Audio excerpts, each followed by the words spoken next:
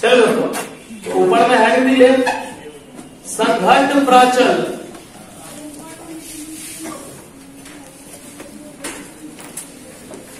संघट्ट प्राचल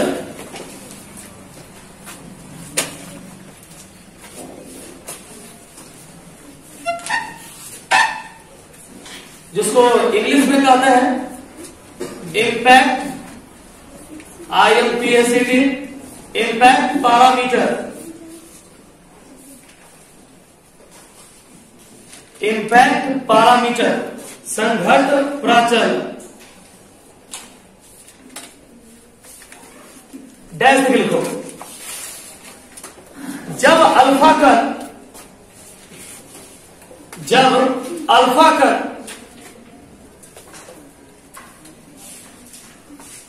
नाभिक से बहुत दूर हो, जब अल्फा कण नाभिक से बहुत दूर हो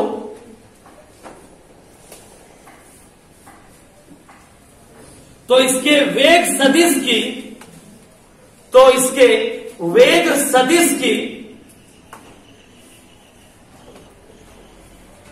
नाभिक के केंद्र से लंबवत दूरी, तो इसके वेग सदिश की नाभिक के केंद्र से लंबवत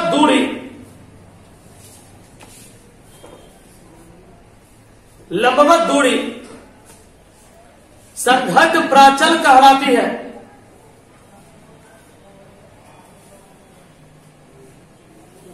संघट्ट प्राचल कहलाती है,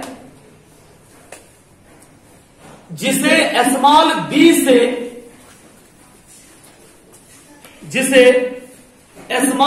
से सूचित करते हैं, जिसे स्मॉल बी से सूचित करते हैं। चलो इस बात को समझो दोस्तों। इस टॉपिक का नाम है संघट्ट प्राचल, जिसको इंग्लिश में कहते हैं इम्पैक्ट पैरामीटर, है ना। अब जानो, जिसे आप लोग पिछले क्लास में पढ़े थे रदरफोर्ड का एक्सपेरिमेंट, तो जॉन डाल्टन के बारे में जाने आप, उसके बाद सबसे महत्वपूर्ण जे थॉम्सन के बारे में आप जाने। अब थोड़ा सा है इम्पैक्ट पैरामीटर में जानते हुए फिर हम लोग जानेंगे रदरफोर्ड का एक्सपेरिमेंट क्या था। तो पहले ये जानो कि इम्पैक्ट पैरामीटर कहते किसे है। मतलब इसको हिंदी में हम लोग कहते हैं संघट्ट प्राचल। मतलब आप अपने मन से बोल सकते हैं। यदि आपसे कोई पूछा कि इम्पैक्ट पैरामीटर किसे कहते हैं, एक लाइन में परिभाषा बोलो कि अल्फा कण। जैसे आप लोग रदरफोर्ड का एक्सपेरिमेंट पढ़े, तो रदरफोर्ड का एक्सपेरिमेंट में क्या पढ़े कि जब किसी भी अल्फा कण को किसी धातु के सतह से टकराया जाता है, मतलब कि कोई अल्फा कण है और उस कण को किसी धातु, मान लीजिए हम सोना ले लेते हैं, तो जब अल्फा कण को सोना से टकराया गया, तो टकराने के बाद, मतलब कि जब अल्फा कण को सोना से टकराया गया, तो टकराने के बाद, है ना, कुछ कण जो होता है वह विपरीत दिशा में लौट जाता है ना, और जो कण नहीं टकराता है वो सीधे चला जाता है। यहां भी वही बात हुआ कि जब अल्फा कण, है ना, अल्फा कण किसी भी प्रकार का हो, कहीं से भी उत्पन्न किया जाए, तो जब अल्फा कण जो है वह नाभिक से बहुत दूर हो जाए, है ना, जैसे मान लीजिए कि ये एक परमाणु है, फिगर के माध्यम से समझिए, ये एक परमाणु है और ये इसके बीच का नाभिक है, ठीक है। अब देखिए कोई प्रकाश पुंज है, यहां से लाइट निकल रहा है, ऐसे गया, ये ऐसे गया, यहां से गया, यहां से गया, यहां से गया, कुछ यहां से टकराया, तो जो टकराया है वो क्या हो गया, रिटर्न। जो भी टकराया है यहां से वो सीधा का सीधा क्या हो गया, रिटर्न हो गया। ये देखो यहां समझोगे कि जो टकराया नाभिक से वो क्या हो गया, लौट गया। लेकिन जो नहीं टकराया, जो अल्फा कण नाभिक से नहीं टकराया, है ना, वो क्या हो गया, सीधे निकल गया, बिना विचलित हुए निकल गया। इसका मतलब कि जो अल्फा कण, ये जो कौन सा कण आ रहा हुआ, अल्फा कण, ये कौन सा कण है, देखो यहां, जो अल्फा कण नाभिक से जितना दूर हो, जैसे ये यहां है ना, फिर एगो यहां है ना, फिर एक यहां है। तो जो अल्फा कण नाभिक से जितना दूर हो, है ना, नाभिक से जितना दूर हो, और दूर होने के बाद क्या करें, दूर होने के बाद क्या करें, है ना, वह बिना विक्षेपित हुए वह धातु को क्रॉस करते हुए चला जाए। तो इसी घटना को हम लोग क्या कहते हैं, इम्पैक्ट पैरामीटर, है ना। इसी घटना को हम लोग क्या कहते हैं, इम्पैक्ट पैरामीटर। मतलब ध्यान समझना पड़े कि जो अल्फा कण नाभिक से जितना दूरी पर हो, है ना, जो अल्फा कण नाभिक से जितना दूरी पर हो, तो ये नाभिक, और ये देखो नाभिक मतलब हुआ केंद्र, नाभिक कहां पर है, केंद्र पर है। तो नाभिक और ये अल्फा कण के बीच का जो लंबवत दूरी है, कौन दूरी है, लंबवत दूरी है, इसी को हम लोग क्या कहते हैं, इम्पैक्ट पैरामीटर। सबसे पहला एक लाइन ऑब्जेक्टिव में इसको याद करो। पहला चीज कि जब कोई अल्फा कण या कोई भी कण किसी परमाणु के नाभिक से टकराता है, तब उसकी दिशा किस रूप में हो जाती है। तो कहोगे कि जब अल्फा कण नाभिक से टकराता है तो वह विपरीत दिशा में विचलित हो जाती है। क्या बोलोगे, विपरीत दिशा में विचलित हो जाती है। और दूसरा कि जो अल्फा कण, ध्यान समझना, जो अल्फा कण नाभिक से नहीं टकराया, जो अल्फा कण नाभिक से नहीं टकराया, वो सीधे बिना विचलित हुए निकल जाती है ना। तो ये केंद्र, केंद्र बोलो या नाभिक बोलो, एक ही बात है। किसी परमाणु के केंद्र को ही क्या बोलते हैं, नाभिक बोलते हैं। तो परमाणु बोलो चाहे नाभिक बोलो चाहे केंद्र बोलो, है ना। तो केंद्र से इस अल्फा कण के बीच की लंबवत दूरी को ही क्या कहते हैं, क्या कहते हैं, इम्पैक्ट पैरामीटर कहते हैं, है ना। नीचे लिखिएगा, इम्पैक्ट पैरामीटर के गुण, है ना। हिंदी में भी आप लिख सकते हैं संघट्ट प्राचल के गुण। इम्पैक्ट पैरामीटर के गुण,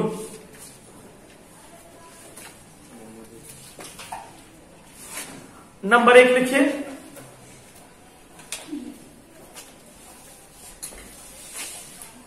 लिखिए इसकी मान को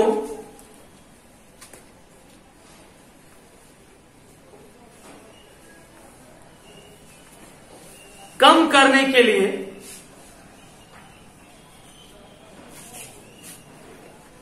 प्रतिकर्षण बल का मान अधिक करना पड़ता है।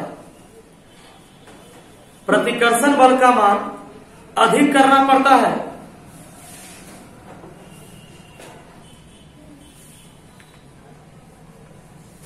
और नंबर दूसरा अल्फा कण की नाभिक के केंद्र, अल्फा कण की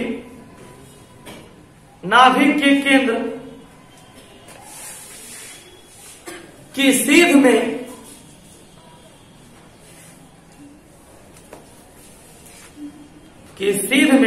ठीक टकराने वाली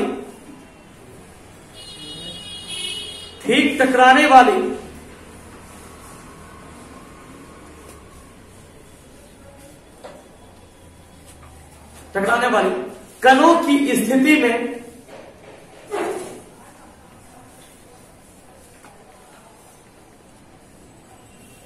संघट्ट प्राचल का मान 0 होता है। संघट्ट प्राचल का मान 0 होता है।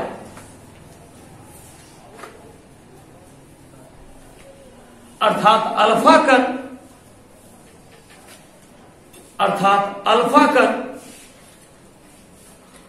अपने मार्ग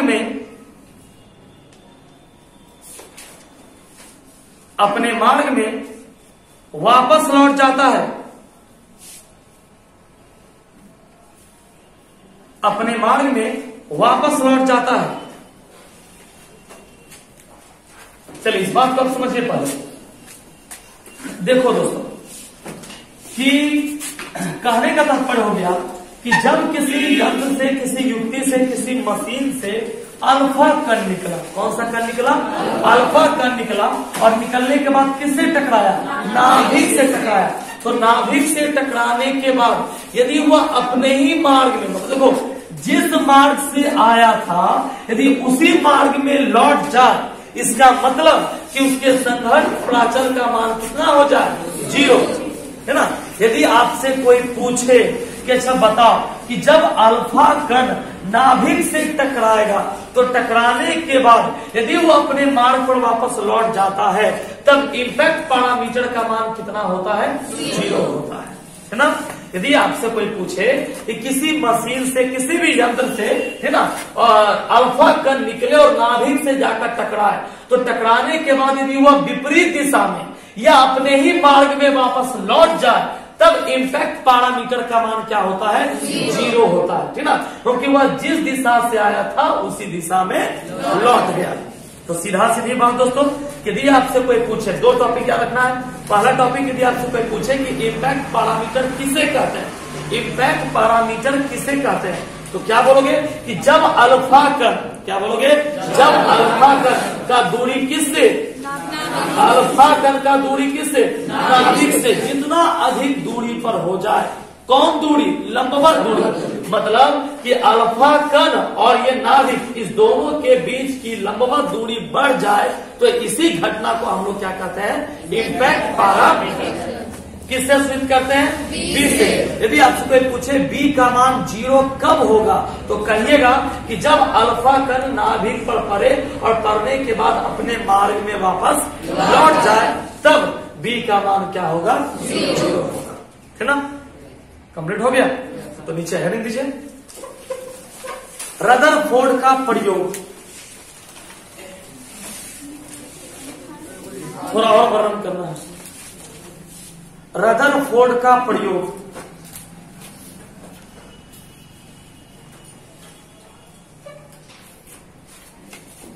रदरफोर्ड का प्रयोग, चलिए दोस्तों जानिए। वैसे सब कुछ टॉपिक हम आप लोग को लिखा दिया है, लेकिन थोड़ा सा और एक्सटर्नल जानना है आपको। सबसे पहले यदि आपसे कोई पूछे कि सर्वप्रथम किस वैज्ञानिक ने, है ना, नाभिक का खोज किया, तो आंसर बोलेंगे रदरफोर्ड, है ना। सर्वप्रथम किस वैज्ञानिक ने नाभिक का खोज किया, रदरफोर्ड। 1911 ईस्वी में रदरफोर्ड एक ऐसे वैज्ञानिक आए जिन्होंने सबसे पहले, है ना, परमाणु के नाभिक का खोज किया। उन्होंने बताया, है ना, कि परमाणु के बीच में, है ना, उसके केंद्र में नाभिक होता है दोस्तों। किसी परमाणु का समस्त द्रव्यमान कहाँ होता है, उसके नाभिक में होता है। यदि आपसे कोई पूछे कि किसी परमाणु का समस्त द्रव्यमान कहाँ होता है, तो उसके नाभिक में होता है ना। तो पहला चीज, यदि आपसे कोई पूछे कि सर्वप्रथम किस वैज्ञानिक ने बताया कि परमाणु का केंद्र जो है वो उसका नाभिक कहलाता है, तो आंसर बोलेंगे रदरफोर्ड, है ना। रदरफोर्ड दोस्तों एक प्रयोग किया। ये जो आप एक्सपेरिमेंट देख रहे हैं ये रदरफोर्ड का ही एक्सपेरिमेंट है। उसने क्या किया कि एक रेडियोधर्मी पदार्थ लिया, मतलब ये जो एक्सपेरिमेंट आप देख रहे हैं ये रदरफोर्ड के द्वारा ही किया गया था। अब क्या और कैसे किया वो ध्यान से सुनना है और समझना है। रदरफोर्ड ने बताया दोस्तों, क्या बताया, रदरफोर्ड छोटा सा एक प्रैक्टिकल किए। उसने एक धातु लिया, रेडियोधर्मी पदार्थ लिया जिसका नाम था पोलोनियम। ध्यान समझना कि रदरफोर्ड ने एक धातु लिया, एक पदार्थ लिया जिसका नाम था पोलोनियम। कैसा पदार्थ था, तो रेडियो एक्टिव पदार्थ था, है ना, रेडियो एक्टिव पदार्थ था। तो कहोगे सर जी ये रेडियो एक्टिव पदार्थ का मतलब क्या होता है, रेडियो एक्टिव पदार्थ का मतलब होता क्या है, तो आप कहिएगा कि रेडियो एक्टिव पदार्थ एक ऐसा पदार्थ होता है जिससे अल्फा, बीटा या गामा किरणें उत्पन्न होती है। मतलब कि जिस पदार्थ के द्वारा रेडियोधर्मी किरणें उत्पन्न होती है उसी को हम लोग क्या बोलते हैं, रेडियो एक्टिव पदार्थ, है ना। तो यदि आपसे देखो पहला ऑब्जेक्टिव याद हो गया कि रदरफोर्ड ने, है ना, एक पदार्थ लिया। कौन सा पदार्थ लिया था, रेडियो एक्टिव पदार्थ लिया था। रदरफोर्ड ने रेडियो एक्टिव पदार्थ लिया था, ठीक है। अब उस पदार्थ का खासियत भी समझो। अच्छा, पहला ऑब्जेक्टिव तो ये भी तैयार हो गया कि रदरफोर्ड ने किस प्रकार का कौन सा रेडियो एक्टिव पदार्थ लिया था। तो आंसर क्या बोलोगे? हाँ, पोलोनियम। क्या बोलोगे? पोलोनियम। रदरफोर्ड ने पोलोनियम नामक रेडियो एक्टिव पदार्थ लिया था। ठीक, अब इस पदार्थ का एक खासियत जाने दोस्तों, यह एक ऐसा पदार्थ है जो अल्फा किरणों की उत्पत्ति करता है, अल्फा कणों की उत्पत्ति करता है। ठीक, पहला चीज, यदि आपसे कोई पूछ दिया कि बउआ फिजिक्स पढ़ता है, केमिस्ट्री पढ़ता है, एक ऑब्जेक्टिव बताओ, एक ऐसे पदार्थ का नाम बताओ जो अल्फा कण की उत्पत्ति करता है, तो आंसर क्या बोलेंगे? पोलोनियम, है ना। और भी बहुत सारा तत्व है, पोलोनियम है, रेडियम है, यूरेनियम है, बहुत सारा ऐसा तत्व है जो अल्फा कण की उत्पत्ति करता है। लेकिन यहां पर रदरफोर्ड ने क्या लिया था? पोलोनियम। ठीक, अब ध्यान समझना है, रदरफोर्ड अपने प्रयोग में क्या किया, जो सुनोगे फिर वही हम लिखाएंगे उसको, है ना। तो ध्यान सुनना, रदरफोर्ड क्या किए कि पोलोनियम नामक एक रेडियो एक्टिव पदार्थ लिए। क्या, कौन सा पदार्थ लेते हैं? पोलोनियम नामक रेडियो एक्टिव पदार्थ लिए। ठीक है, अब उस पदार्थ पर, है ना, प्रहार किए, मतलब उस पदार्थ से एक कण की उत्पत्ति कराए। कौन सा कण? अल्फा कण। रेडियो एक्टिव पदार्थ से अल्फा कण की उत्पत्ति कराए, है ना। जब अल्फा कण उत्पन्न हो गया तो वह अल्फा कण को सोने के पत्थर पर प्रहार कराए। ध्यान समझिए, यदि आपसे कोई पूछे कि अच्छा बताओ रदरफोर्ड का आप एक्सपेरिमेंट पढ़ रहे हैं तो बताइए कि रदरफोर्ड अल्फा कण किस पदार्थ से उत्पन्न किए थे, तो क्या कहिएगा? पोलोनियम, है ना। रदरफोर्ड अपना प्रयोग किस पदार्थ से किए थे? पोलोनियम, है ना। पोलोनियम किस प्रकार का पदार्थ था? रेडियो एक्टिव पदार्थ था, है ना। रेडियो एक्टिव पदार्थ पोलोनियम से किस कण का उत्पत्ति हुआ? अल्फा कण। और उस अल्फा कण को एक सोने का पत्थर मान लेता है ना। सोने का एक आवरण है, सोने का एक पत्थर है, उस अल्फा कण को सोने के पत्थर पर प्रहार कराए। जब प्रहार कराए तो उन्होंने अपने प्रयोग में यह देखा, है ना, कि सोने के पत्थर, मतलब एक परमाणु लिए तो उन्होंने क्या देखा कि परमाणु के समस्त भाग से ये अल्फा कण आसानी से क्रॉस कर रहा है बिना विचलित हुए। मतलब कि यह अल्फा कण सोने के पत्थर से आसानी से क्रॉस कर रहा है, लेकिन परमाणु के नाभिक से जब यह अल्फा कण परमाणु के नाभिक पर टकराता है तो टकराने के बाद उसी दिशा में विचलित हो जाता है, इसीलिए इसका इंपैक्ट पैरामीटर कितना होता है? 0 होता है। ठीक है, दूसरा चीज दोस्तों कि उन्होंने यह भी देखा कि इस पदार्थ में जो अल्फा कण निकल रहा है वह बिना विक्षेपित हुए सोने के पत्थर को क्रॉस कर रहा है। कहा जाता है दोस्तों कि लाखों कण यहां से निकलते हैं, है ना। लाखों में एक आध दो कण मान सकते हैं, मिनिमम संख्या में, मिनिमम क्वांटिटी में कुछ कण जो है वो यहां से टकराकर वापस लौटते हैं, अन्यथा अधिकांशतः कण जो होता है वो वापस चला आता है। क्यों? क्योंकि जहां से टकराता है वो होता है नाभिक का केंद्र, तो जो भी कण केंद्र से टकराएगा सिर्फ वही वापस जाएगा। केंद्र से ऊपर या केंद्र से नीचे जितना भी कण टकराएगा वो वापस लौटकर नहीं आएगा, है ना। तो इस माध्यम से उन्होंने ये पता लगा लिया कि परमाणु के बीच में कुछ है। अब क्या है? तो उन्होंने इसका नाम रखा नाभिक, जिसको इंग्लिश में कहते हैं दोस्तों न्यूक्लियस, है ना। तो यदि आपसे कोई पूछे कि नाभिक की खोज सर्वप्रथम किसने की थी तो आंसर क्या बोलेंगे? रदरफोर्ड। नाभिक की खोज किसने की थी? रदरफोर्ड। रदरफोर्ड ने यह बताया कि परमाणु का समस्त द्रव्यमान उसके केंद्र में निहित होता है, अर्थात उसके नाभिक में निहित होता है। यदि आपसे पूछे कि किसी परमाणु का समस्त द्रव्यमान कहाँ होता है तो आप कहिएगा कि किसी भी परमाणु का समस्त द्रव्यमान कहाँ होता है? उसके नाभिक में होता है ना। यह बात किसने बताया था? रदरफोर्ड ने। तो इस बात को लिखिए दोस्तों।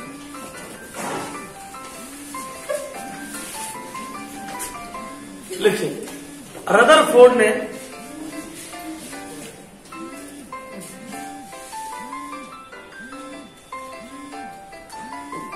रदरफोर्ड ने 1911 ईस्वी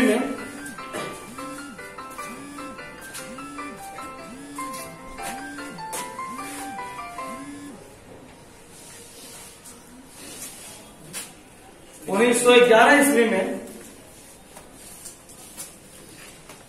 परमाणु में आवेश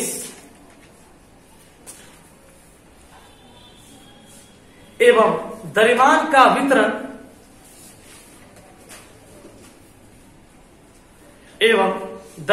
वितरण सुनिश्चित करने के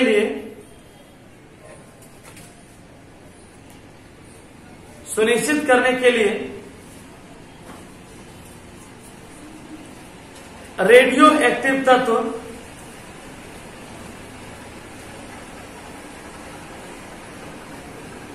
का प्रयोग किया।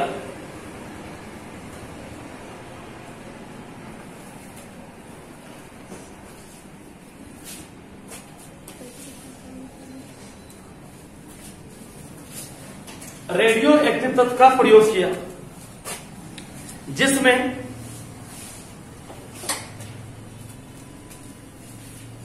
उन्होंने एक रेडियो एक्टिव पदार्थ पोलोनियम लिया।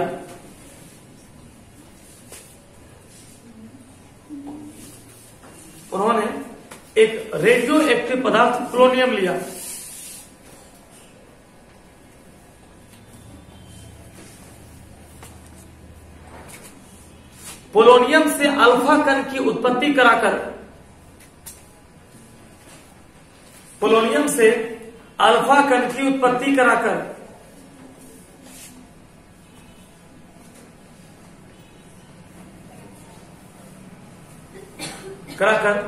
उसे एक पतले स्वर्ण पत्र मतलब सोने का पत्र बोल सकते हैं, पत्ता बोल सकते हैं, जो बोल लीजिए, है ना,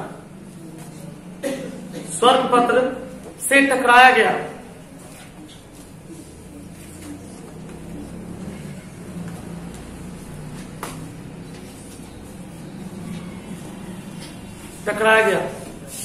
जिसके आधार पर उन्होंने पता लगाया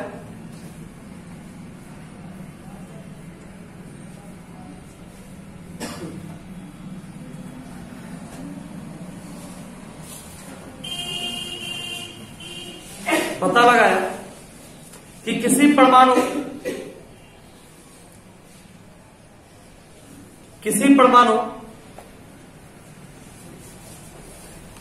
के केंद्र में नाभिक होता है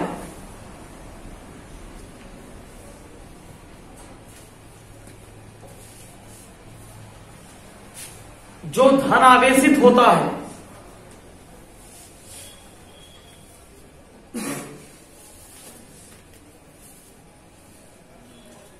अर्थात नीचे लाइन में लिखिएगा, परमाणु का समस्त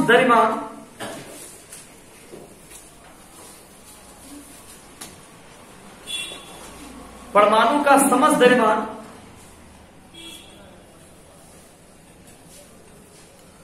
उसके केंद्र में स्थित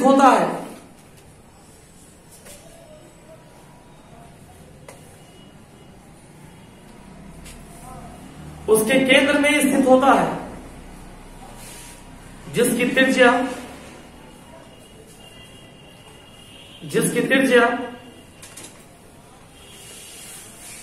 10⁻⁻15 मीटर होती है। ये लगभग आंकड़ा है दोस्तों, कंप्लीटली नहीं है, आप लगभग भी लिख सकते हैं। इसकी त्रिज्या 10⁻15 मीटर, -15 देना है, -15 मीटर की होती है।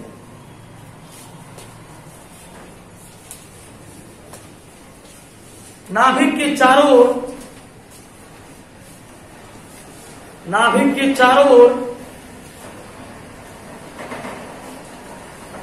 10⁻⁻10 मीटर 10⁻⁻10 मीटर त्रिज्या के एक खोखले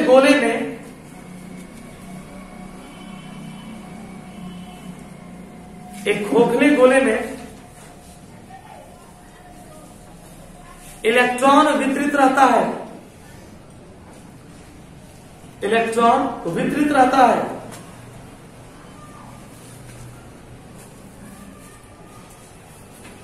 निश्चय में किसी परमाणु के अंदर किसी परमाणु के अंदर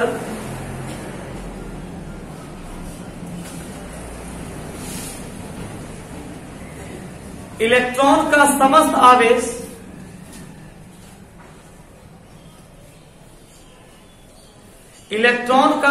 आवेश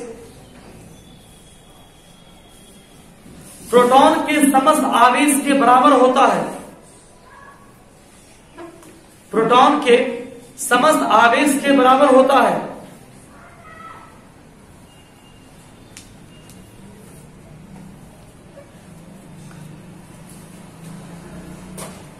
नीचे में लिखिएगा, किसी परमाणु के अंदर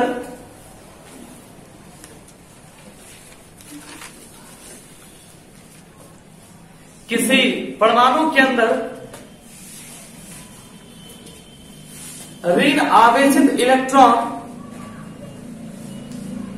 किसी परमाणु के अंदर ऋण आवेशित इलेक्ट्रॉन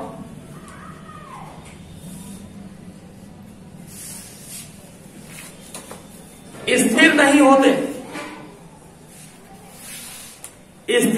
होते।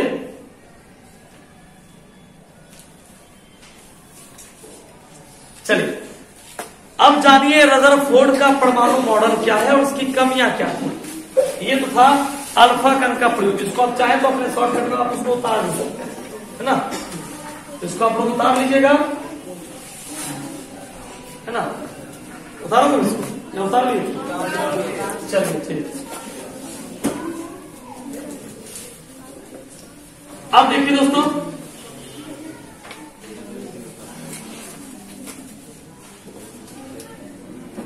रदरफोर्ड का परमाणु मॉडल। अब ध्यान सीखिएगा, रदरफोर्ड 1911 ईस्वी में, सबसे पहले इस बात को क्लियर करो, रदरफोर्ड 1911 ईस्वी में परमाणु के बारे में बताए, परमाणु के नाभिक का खोज की है ना। उन्होंने यह भी बता दिया कि नाभिक का त्रिज्या कितना होता है, लगभग 10 के पावर -15। लेकिन एक चीज में गलती कर दिया, जानिएगा किस चीज में गलती की। परमाणु को सब कुछ सही बोले, सब कुछ सही, लेकिन एक चीज उनका गलत हो गया, उनका परमाणु मॉडल। देखिए उनका परमाणु मॉडल कैसा हो दोस्तों,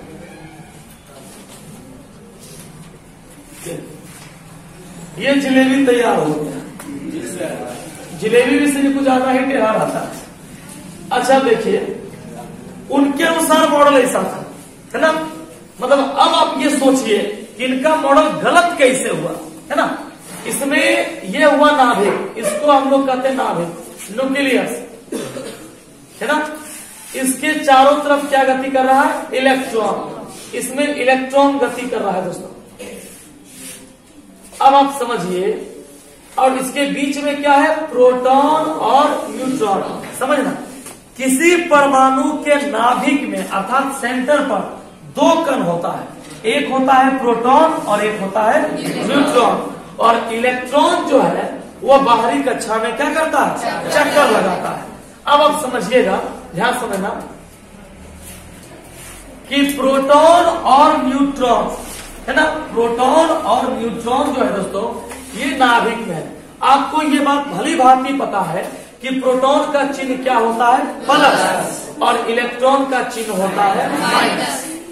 अब ये बात पर गौर करना, यदि आपसे कोई पूछ दिया कि अच्छा बताओ बउआ, किसी परमाणु के नाभिक का चिन्ह क्या होता है, तो प्लस, है ना। किसी परमाणु के नाभिक का चिन्ह क्या होता है, प्लस, धनात्मक होता है। या कोई आपसे ऐसा पूछ दिया कि किसी परमाणु में, किसी भी परमाणु के अंदर उसका समस्त द्रव्यमान कहाँ होता है, तो क्या बोलोगे, उसके नाभिक में होता है। अब देखिए, ये इलेक्ट्रॉन है। अब खुद सोचो कि इस फिगर में गलती कहाँ है, ये फिगर कहाँ गलत हो रहा है, तो कहिएगा सर जी। देखो यहाँ कि ये इलेक्ट्रॉन सर जी सही है, परमाणु का केंद्र है, ये भी सही बात है। प्रोटॉन के कारण ये केंद्र धन आवेशित होता है, ये भी बात सही है ना। और इलेक्ट्रॉन जो है वो बाहरी कक्षा में चक्कर लगा रहा है, ये भी बात सही है। लेकिन देखो इस फिगर में घूमते घूमते ये इलेक्ट्रॉन कहाँ गिर जाएगा, परमाणु के नाभिक में। और घूमते घूमते जब ये इलेक्ट्रॉन परमाणु के नाभिक में गिरेगा तो प्रोटॉन और न्यूट्रॉन एक दूसरे से टकरा कर क्या हो जाएगा, विस्फोट हो जाएगा दोस्तों। मतलब कि ऐसा कभी नहीं होना चाहिए कि एक इलेक्ट्रॉन एक प्रोटॉन से जाकर टकराए। लेकिन इस फिगर में दोस्तों आप देखिए कि इलेक्ट्रॉन जाकर सीधा कहां गिरेगा, नाभिक में। और यदि इलेक्ट्रॉन जाकर नाभिक में गिर गया, समझिए सब कुछ विस्फोट हो जाएगा, खत्म हो जाएगा दोस्तों। इसीलिए रदरफोर्ड का जो ये परमाणु मॉडल है दोस्तों, ये गलत माना जाता है, ठीक ना। यदि आपसे पूछे कि रदरफोर्ड का परमाणु मॉडल गलत क्यों है, तो आप ये फिगर बना सकते हैं और कह सकते हैं कि सर जी इलेक्ट्रॉन घूमते घूमते जाके नाभिक में गिरेगा, नाभिक में पहले से प्रोटॉन है, और जब नाभिक में प्रोटॉन है और इलेक्ट्रॉन जाकर उसमें गिरेगा तो अब सब कुछ खत्म कर दे दोस्तों। इसीलिए ये आकृति जो है रदरफोर्ड का ये गलत है। तो आप लोग इसको लिख लीजिए फिगर को।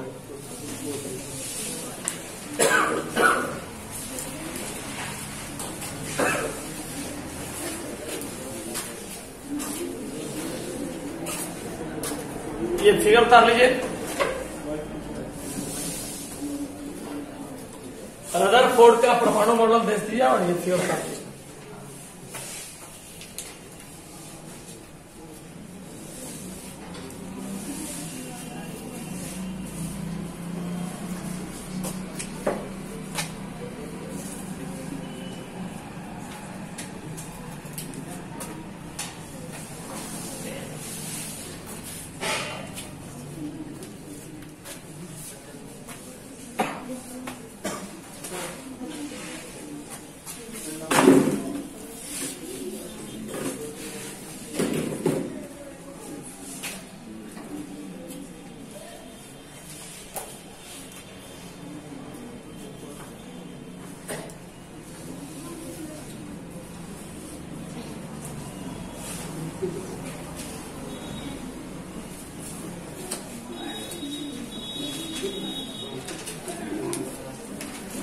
चले हेडिंग दे दिए, लिखिए। रदरफोर्ड के परमाणु मॉडल के अनुसार, रदरफोर्ड के परमाणु मॉडल के अनुसार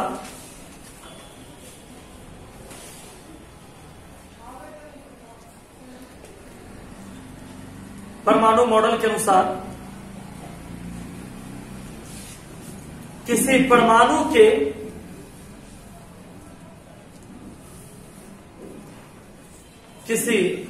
के नाभिक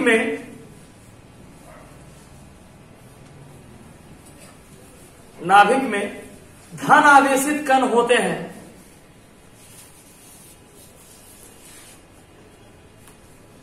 धन आवेशित कण होते हैं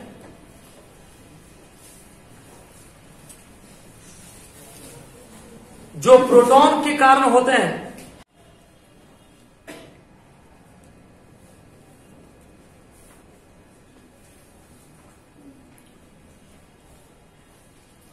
और इलेक्ट्रॉन विभिन्न कक्षाओं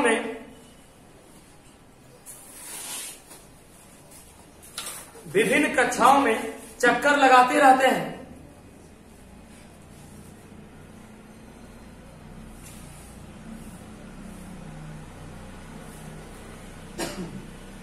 इसके लिए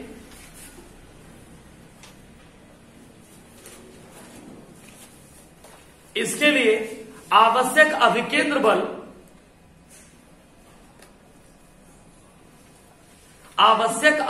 बल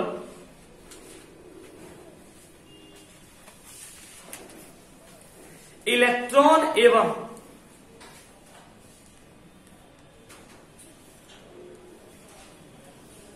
नाभिक के बीच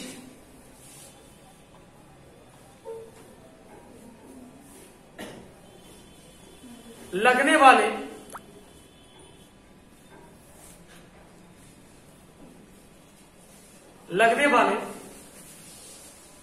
स्थिर विद्युत आकर्षण बल से प्राप्त होता है। स्थिर विद्युत आकर्षण बल से प्राप्त होता है। लगने वाले स्थिर विद्युत आकर्षण बल से प्राप्त होता है।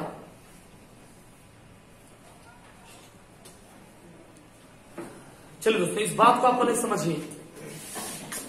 देखो रदरफोर्ड ने, ध्यान बस ये लास्ट लाइन सीख जाना बस।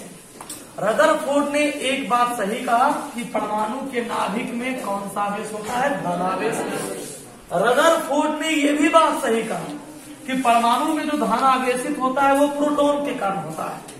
परमाणु के नाभिक में दो कण होता है, प्रोटॉन और न्यूट्रॉन। न्यूट्रॉन तो उन्होंने नहीं कहा है ना, वो तो बात की बात है, लेकिन प्रोटॉन का वर्णन उन्होंने कर दिया। उन्होंने ये भी कहा कि इलेक्ट्रॉन कक्षाओं में चक्कर लगाते रहता है। लेकिन दोस्तों यहाँ पर कुछ सस्पिशन था। पहला ये सोचो, इलेक्ट्रॉन और नाभिक, ध्यान से खाली सुनना है, समझना, इलेक्ट्रॉन और नाभिक के बीच में दोस्तों दो बल लगता है ना। इलेक्ट्रॉन और नाभिक के बीच में दो बल लगता है। पहला नाभिकीय बल, कौन सा बल लगा? नाभिकीय। नाभिक जो है, ये जो नाभिक है ये इलेक्ट्रॉनों पर बल लगाता है, तो कौन सा बल लगा? नाभिकीय बल। और दूसरा है दो इलेक्ट्रॉनों के बीच या नाभिक और इलेक्ट्रॉन के बीच एक और बल लगता है, जिसका नाम दोस्तों स्थिर विद्युत आकर्षण बल। देखिए आप लोग एक चीज पढ़े होंगे है ना, क्लास 11th में आप एक बात पढ़े कि जब कोई वस्तु वृत्तीय पथ पर गति करता है, मतलब गोल गोल घूमता है, जब कोई वस्तु वृत्तीय पथ पर है ना, वृत्तीय पथ पर जब गति करता है तो उस पर एक और बल लगता है जिसका नाम है अभिकेंद्र बल। समझिए इस बात को। देखिए रदरफोर्ड ने यहां तक बात सही कहा है ना, उसने ये बात कहा, रदरफोर्ड ने ये बात कहा कि इस पर अभिकेंद्र बल लगा है। ई और नाभिक के बीच में कौन बल लग रहा है? अभिकेंद्र बल। उन्होंने ये भी कहा कि पथ है वृत्ताकार, लेकिन आकृति दोस्तों बना दिया ऐसा, यही आकृति गलत हो गया है ना। और इसी को सुधारने के लिए एक और वैज्ञानिक आ गए जिनका नाम था निल्स बोर, 1913 ईस्वी में, ठीक 2 साल के बाद। लेकिन उन्होंने अपना जो स्टेटमेंट दिया रदरफोर्ड ने वो सही था। उन्होंने कहा है ना, क्या कहा? देखो ये इलेक्ट्रॉन जो घूम रहा है, समझोगे ध्यान से, ये इलेक्ट्रॉन जो कक्षाओं में घूम रहा है, ये इलेक्ट्रॉन नाभिक पर एक बल लगाता है और उस बल का नाम है अभिकेंद्र बल। देखो नाभिक जो इलेक्ट्रॉन पर बल लगाएगा वो होगा नाभिकीय बल, है ना। जैसे आप एक टॉपिक पढ़े होंगे, पहले जानते होंगे, जानिए भी, भुला के तो फिर जानिए कि जब कोई कण, ध्यान समझना, जब कोई कण वृत्ताकार पथ पर गति करता है, कोई भी कण है, कोई भी पार्टिकल है ना, वो सर्कुलर पाथ पर जब गति करता है, वृत्ताकार पाथ पर जब गति करता है ना, तो उस पर एक ऐसा बल लगता है जिसकी दिशा केंद्र की ओर होती है। देखो ये इलेक्ट्रॉन एक वृत्तीय पथ पर गति कर रहा है ना, तो इस इलेक्ट्रॉन पर एक बल लग रहा है जिसका दिशा किस ओर है? केंद्र की ओर है। जब ये इलेक्ट्रॉन वृत्तीय पथ पर गति कर रहा है तब इस इलेक्ट्रॉन का जो बल लगेगा वो किसकी दिशा में लगेगा? केंद्र की दिशा में। और इसी बल को हम लोग कौन सा बल कहते हैं? अभिकेंद्र बल। कौन सा बल कहते हैं? अभिकेंद्र बल। तो यदि आपसे कोई पूछे कि किसी परमाणु के नाभिक में है ना, या किसी परमाणु के अंदर क्या गो बल लगता है, 2 बल तो आप जोड़ा सकते हैं और बता भी सकते हैं। पहला बल आप बताइएगा जिसका नाम अभी आप तुरंत सुने हैं, अभिकेंद्र बल। और दूसरा इलेक्ट्रॉन और इलेक्ट्रॉन के बीच भी एक बल लगता है जिसका नाम है स्थिर विद्युत आकर्षण बल। मतलब यदि आपसे कोई पूछे कि किन्हीं 2 इलेक्ट्रॉनों के बीच, किन्हीं 2 अणुओं के बीच कौन सा बल लगता है, तो क्या बोलेंगे? स्थिर विद्युत आकर्षण बल। मतलब प्रत्येक इलेक्ट्रॉन दूसरे इलेक्ट्रॉन को अपनी ओर क्या करता है? आकर्षित करता है ना। इसीलिए इसका नाम है स्थिर विद्युत आकर्षण बल, है ना। स्थिर क्यों बोला था, समझो इस बात को। इस बल का नाम है, तो समझोगे इस बात को, इस बल का नाम है स्थिर विद्युत या विद्युत आकर्षण बल। इस बल का नाम है स्थिर विद्युत आकर्षण बल। स्थिर क्यों पड़ा, ये ध्यान रखना। किसी परमाणु के अंदर जितने भी इलेक्ट्रॉन होते हैं सब के सब गति नहीं करते हैं, है ना। अंतिम कक्षा में आप लोग केमिस्ट्री में पढ़े होंगे कि अंतिम कक्षा में जो इलेक्ट्रॉन होते हैं वही सिर्फ क्या करते हैं? गति करते हैं। बाकी जितने भी कक्षा है उसमें इलेक्ट्रॉन स्थिर रहते हैं। इसलिए स्थिर इलेक्ट्रॉनों के बीच कौन बल लगता है? स्थिर विद्युत आकर्षण बल। ठीक है, इस बात को लिख लीजिए, लिखिए। रदरफोर्ड मॉडल की कमी देखे जैसे रदरफोर्ड मॉडल की कमी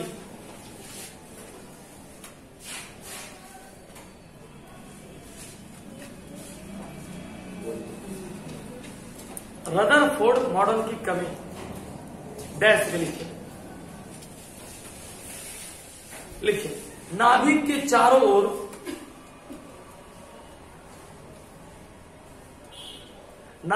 चारों ओर घूमते हुए इलेक्ट्रॉन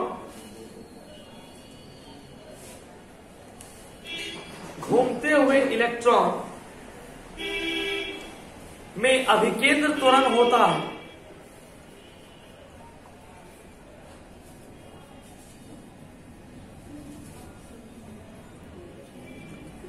अभिकेंद्र त्वरण होता है। त्वरित आवेशित कण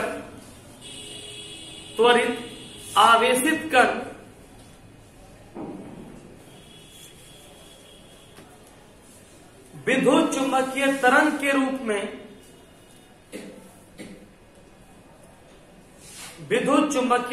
के रूप में ऊर्जा उत्सर्जित करता है।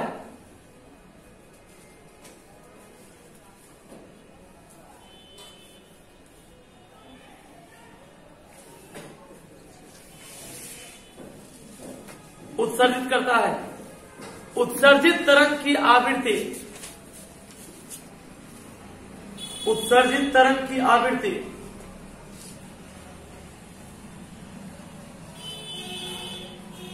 उस इलेक्ट्रॉन के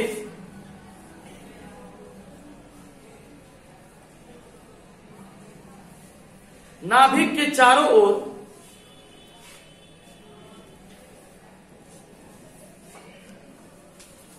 घूमने की आवृत्ति के बराबर होता है।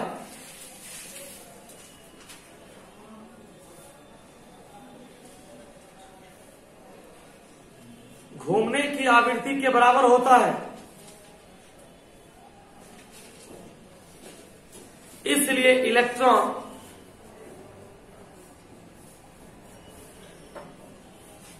निरंतर ऊर्जा उत्सर्जित करते रहता है।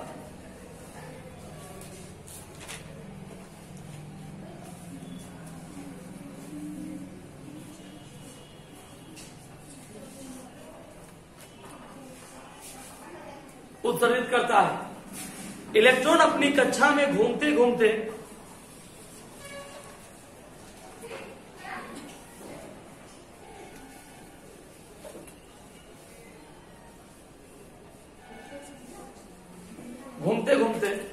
चित्रानुसार वह अपनी त्रिज्या को कम करते रहता है।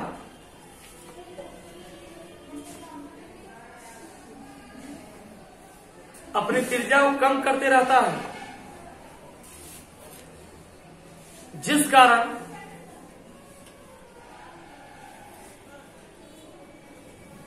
वह एक समय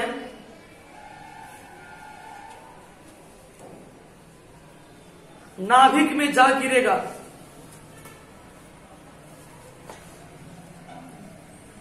एक समय नाभिक में जा गिरेगा, जो असंभव है।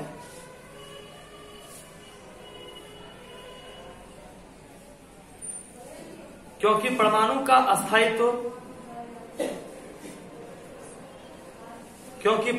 अस्थायित्व हमेशा बना रहता है। ठीक है दोस्तों, कल क्लास में